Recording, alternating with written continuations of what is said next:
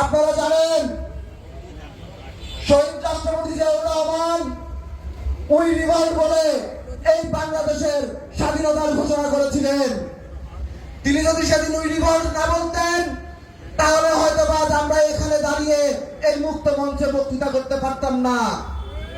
শহীদ রাষ্ট্রপতি জিয়াউর রহমান এই বাংলাদেশের জন্য যা যা করেছেন আমাদের প্রধান অতিথির মুখ থেকে আমরা শুনবো। আমি শুধু বলতে চাই, অনেকে অনেক কথা বলছেন, নির্বাচনে এই হয়েছে ওই হয়েছে। আমি বলতে চাই এই নির্বাচনে শহীদ রাষ্ট্রপতি জিয়াউর রহমানকে পরাজিত করা হয়েছে।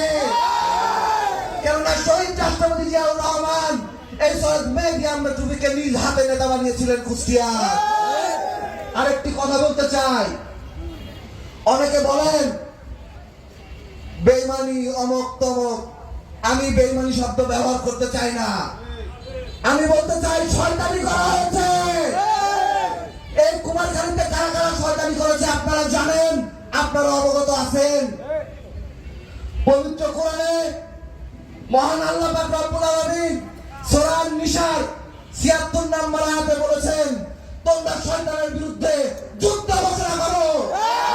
তোমরা শয়তানের বিরুদ্ধে যুদ্ধ ঘোষণা করো, কেননা শয়তানের পরিকল্পনা খুবই দুর্বল। বন্ধুরা আমার, আজ এই মঞ্চে শহীদ রাষ্ট্রপতি জিয়াউর রহমানের শাহাদত বার্ষিকীতে ছাত্রদল অঙ্গীকার করে বলতে চাই, এই কুমারখালী খোকসার প্রতিটি শয়তানের বিরুদ্ধে যুদ্ধ ঘোষণা করা হবে ইনশাআল্লাহ। এবং আগামী স্থানীয় সরকার নির্বাচনে এই যুদ্ধ ঘোষণার নেতৃত্ব দেবেন সৈয়দ মেহেদী আহমেদ চৌধুরী এবং তার নেতৃত্বে সকল ইউনিয়ন, পৌরসভা, ওয়ার্ড এবং উপজেলা পুনরুদ্ধার করা হবে ইনশাআল্লাহ। সম্মানিত উপস্থিতি, আপনাদের কাছ থেকে আমি এখন বিদায় নিচ্ছি। আল্লাহ হাফেজ। বাংলাদেশ জিন্দাবাদ। বাংলাদেশ জাতীয়তাবাদী ছাত্রদল জিন্দাবাদ।